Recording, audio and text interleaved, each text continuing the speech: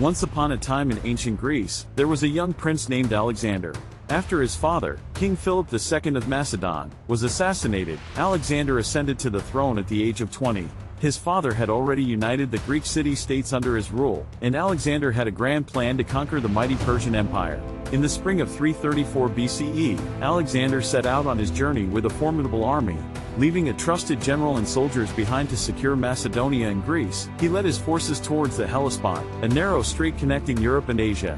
His army consisted of around 30,000 infantry and 5,000 cavalry, including soldiers from various Greek city-states who joined his cause. Their goal was to cross the Hellespont and enter Persian territory. To everyone's surprise, the Persian fleet, which was much larger and better equipped, did not oppose them.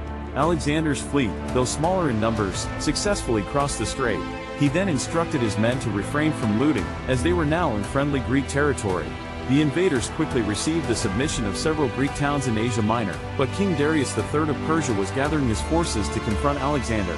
Darius sought the advice of a Greek mercenary general named Memnon, who knew that Alexander's army was short on supplies and funds. Memnon proposed a scorched earth strategy, hoping to force Alexander to withdraw. He also advised Darius to use the Persian fleet to invade Macedonia. However, Memnon's suggestion to avoid a pitched battle offended Persian pride, and Darius rejected the advice. In May, the two armies finally clashed. The Persians, led by their commander Asames, positioned themselves on the east bank of the Granicus River in western Asia Minor. They had a strong cavalry but lacked sufficient infantry, relying on approximately 6,000 Greek hoplite mercenaries. Memnon and the Greek mercenaries formed a solid spear wall at the front, supported by soldiers armed with javelins. The Persian cavalry took their place on the flanks, prepared to fight both on foot and on horseback. When Alexander's army arrived at the Granicus River, his generals, including Parmenio, recognized the strength of the Persian position and advised against an immediate attack. They pointed out that the Greek infantry would be vulnerable while trying to cross the river in a column formation. The generals suggested camping for the night and attacking the next day. Reluctantly, Alexander agreed and followed their advice. However, during the night, Alexander devised a clever plan.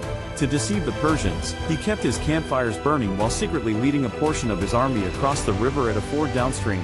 The Persians only discovered this deception the following morning when they realized that a significant part of the Macedonian army was already on their side of the river. The Persians launched an assault, but the Macedonians easily repelled it. Soon, the entire Macedonian army had crossed the Granicus. With the Persians now forced to fight in open terrain, their left flank secured by the river and their right flank anchored by foothills, the situation became more challenging for them.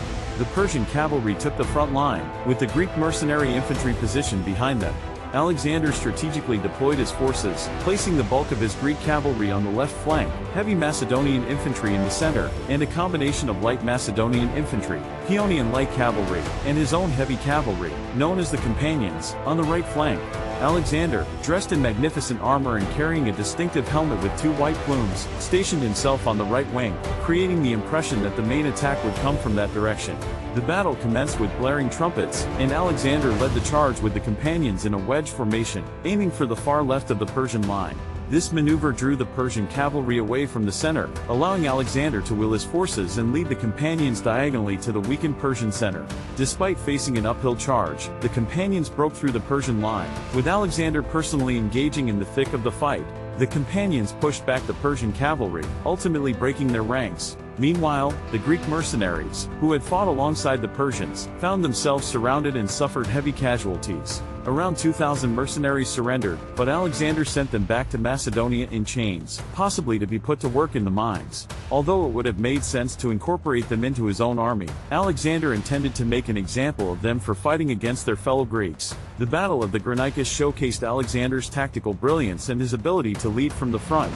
Despite initial hesitation from his generals, Alexander's decision to cross the river under the cover of darkness proved pivotal in gaining the upper hand. The victory not only allowed him to defeat the Persians but also demonstrated his determination to punish those who fought against their own countrymen. It marked another significant step in Alexander's relentless campaign to conquer the Persian Empire and secure his place in history as one of the greatest military leaders of all time.